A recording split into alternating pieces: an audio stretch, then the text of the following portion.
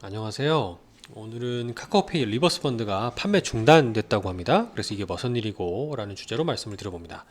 예, 구독자님께서 이제 히히라고 해야 될지 이걸 흐흐라고 해야 될지 제가 좀 잘 못 읽어서 죄송하고요. 뭐 흐흐라고 할게요. 카카오 리버스 펀드가 보호법 숙려 기간에 따라 투자가 안 된다. 그래서 어떻게 된 건지, 그리고 지금 넣으신 돈이 묶이는 건지라는 댓글을 달아주셨습니다. 일본 주식시장 저가 매수의 기회일까라는 방송을 보고 이 질문을 달아주셨어요. 그래서 제가 너무 놀라서 뉴스를 찾아봤는데, 고난도 투자 상품 규제라는 게 시행이 되면서 카카오페이 증권에서 리버스 펀드가 판매가 중단이 되었다라고 합니다. 그러면 제가 사실 이거를 저는 ETF로 주로 투자를 하지, 그 인버스나 레버리지의 경우는요, 이게 제가 펀드론 잘 안 해봐서, 특히 카카오에서는 투자를 잘 안 했는데요. 그래서 이 캡처를 이 뉴스원이라는 기사에서 잘 해놓으셨더라고요. 그래서 여기 보니까 답이 있어요. 금융소비자보호법, 이걸 줄여서 금소법이라고 하는데요. 이거에 따른 숙려제도 반영을 위해서 일시적으로 투자를 제한한다라고 돼 있고, 대신 기존 투자된 잔고는 유지되는 거고요. 투자 현황에서 확인하실 수 있다고 하니까, 투자했다고 해서 돈 못 찾게 할 그 권리가 없어요. 그 카카오에서는 돈 내드려야 되기 때문에 아마 투자 자체가 이루어지지 않았다라고 보시면 되기 때문에 기존 잔고에서 꼭 확인해 보시기 바랍니다. 그러면 이제 이런 원금 대비 20%를 초과해서 손실이 발생할 수 있는 인버스 또는 레버리지 등의 상품, 즉 고난도 상품을 뭐라고 규정하는지를 한번 찾아볼게요. 이게 이제 한국경제 기사에서 찾아본 건데요.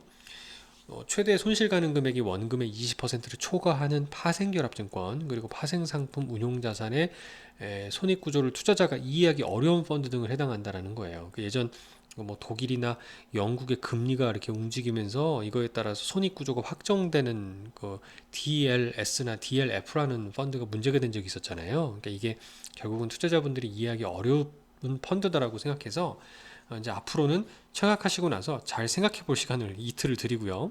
그리고 계약이 들어가는데, 그리고도 또 한 7일 정도 계약 철회 가는 기간을 드리고, 그럼에도 불구하고 나 이 펀드 가입하겠다 라고 의사를 밝히지 않으면 자동으로 11일 날 되는 마지막 날 철회가 돼버린다, 취소가 된다는 얘기예요. 그러니까 상당히 음, 길어졌죠, 투자하시기가. 그러니까 투자하시려는 분들도 불편하셨고, 그다음에 이거를 판매하시는, 권유하시는 분들도 상당히 좀 피곤해졌다라고 볼 수가 있어요. 기존 대비 이게 좀 개선이라고 표현했는데 좀 무시무시하게 개선이 되긴 했어요.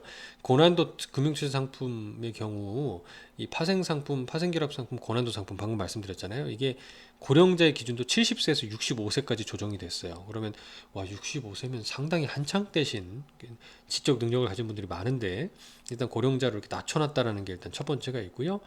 숙려 기간, 아까 말씀드렸던 이 영업일 후에 계약하고 나서 마지막에 또 매매 의사를 미확정하잖아요. 그러면 청약 철회가 안 되는 거예요. 굉장히 불편하지 않습니까? 이거를 투자하려는 분들도 힘들고 판매하는 분들도 정말 힘들어진 상황일 것 같아요.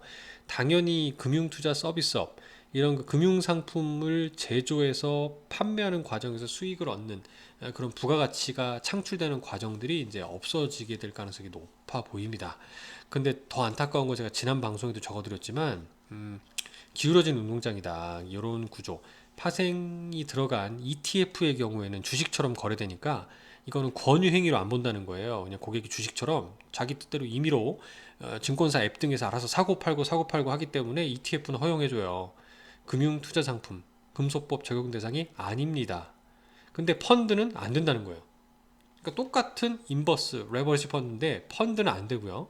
ETF는 된다는 거죠. 이게 적용이 안 되고 편리하게 매매가 되는 거예요. 그러니까 제가 봐도 더더구나, 안 그래도 펀드 잘 안 팔리고 ETF로 많이 가고 있는데, 제가 봐도 더더욱이나 더욱 앞으로는 ETF가 더 활성화 되겠구나라는 생각도 해봤어요. 근데 제가 그때 이 방송에서도 말씀을 드렸지만 이게 마냥 ETF에 좋은 건 아닐 수도 있습니다. 뭐냐면 ETF로 투자하시는 분일수록 그만큼 더 정신 바짝 차리고 이게 변동성이 클 수 있는 상품이구나라는 구조를 사전에 잘 확인하고 투자하셔야 된다는 부분일 수도 있기 때문에 그래요. 감사합니다.